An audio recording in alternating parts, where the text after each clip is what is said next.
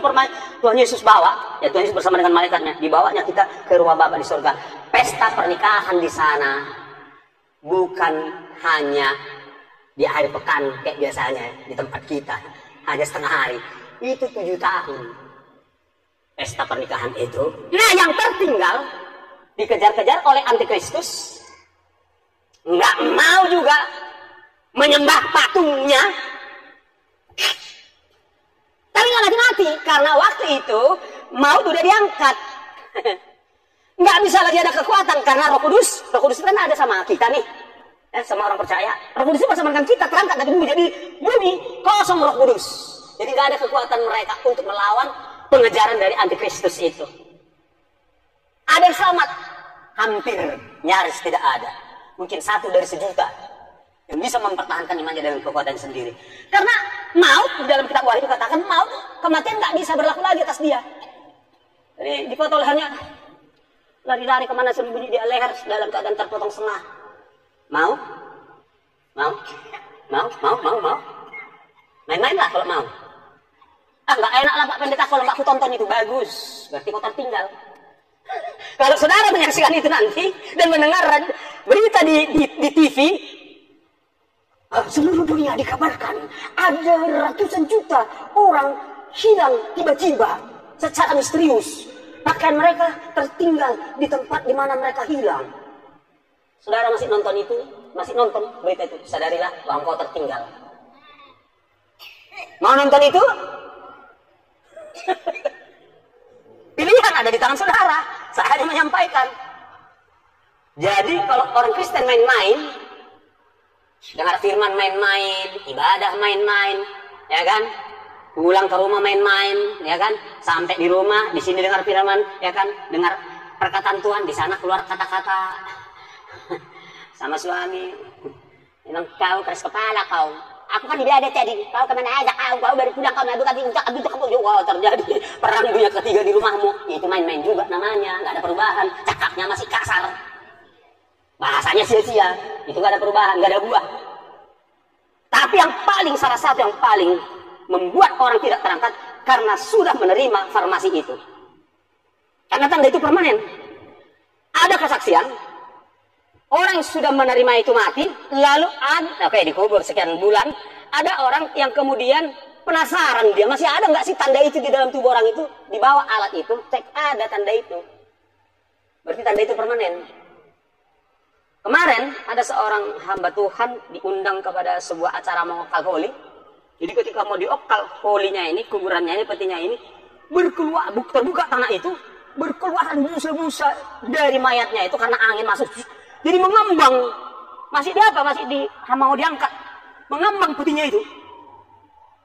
Begitu dibuka, terus busa-busa. Akibat farmasi yang dia terima tahun 2020 kah, 2021 kah. Ini nggak main-main. Sekarang kita kayak di Dina Bobok kan nggak ada apa-apa kok. Tinggal dihidupkan, dinaikkan sinyalnya, pakai booster. Booster itu membuat lebih kuat getaran, itu namanya booster. Udah tinggal di setel. Dia rasa ini nggak berlaku nih. Dinaikkan sinyalnya, mati orang itu. Jantungnya berhenti. Saya nggak nakut-nakutin. Ini teruji apa yang saya sampaikan. Jadi Bapak Ibu Saudara yang dikasihi oleh Tuhan Yesus Kristus, jadilah Kristen yang bijaksana. Ya, apa dikatakan? Kita teruskan ya.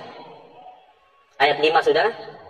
Ayat 6. Waktu tengah malam terdengarlah suara orang berseru, mempelai datang, songsonglah dia. Kedatangannya bagaikan pencuri tengah malam. Kan gitu ya. Jadi kedatangan Yesus bukan maksudnya nanti pas tengah malam atau lewat tengah malam, di situ dia terjadi pengangkatan. Ya orang di Amerika udah pagi. Jadi ini bukan berbicara tentang jamnya manusia, tapi itu berbicara tentang ketika dunia udah gelap matanya, seperti dua tadi, seks bebas, narkoba, segala macam. Ketika mata dunia gelap matanya terhadap harta, terhadap kekuasaan, yang penting berkuasa 5 periode, 100 periode, tabrak undang-undang, tabrak konstitusi, gelap matanya. Saudara nangkap, maksud saya. Nangkap kan, jangan benar-benar nggak tahu. Gelap, udah gelap. Yang penting berkuasa, yang penting kaya, yang penting bisa menikmati seks bebas, yang penting bisa narkoba.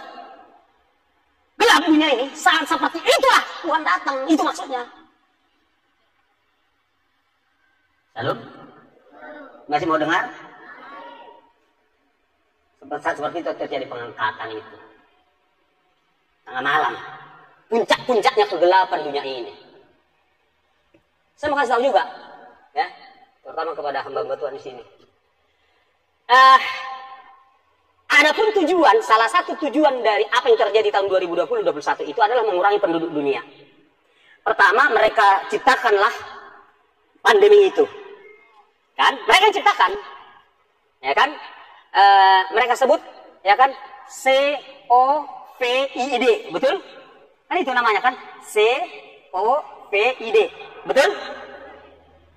Itu ada dua, ya.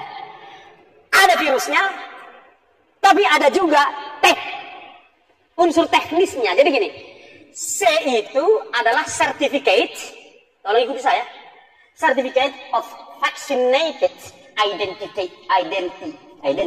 Saya ulang ya, C kan, ya, certificate. Jadi sertifikat orang yang sudah mereka gituin. Ditambah dengan 19, betul? Betul nggak? Pak, tolong jawab saya supaya ketahuan Bapak ikut atau enggak. Apa? Kan COVID-19 kan? 19 itu ada artinya. Mereka semua main kode. 1 itu adalah huruf pertama. Apa huruf pertama? A. Apa huruf ke-9? Jangan ada yang mengerjakan yang lain dulu. Apa huruf ke-9? I. Okay. A kepanjangannya artificial. I intelligence. Jadi kalau diterjemahkan ke bahasa Indonesia, kecerdasan buatan. Certificate of vaccinated identity. Identitas orang-orang yang sudah, ya, sertifikat orang-orang yang sudah kena V itu dengan menggunakan artificial intelligence yang sekarang AI. Sini kita tunjukin AI-nya, Pak. Mungkin Bapak juga termasuk bilangan orang yang tidur.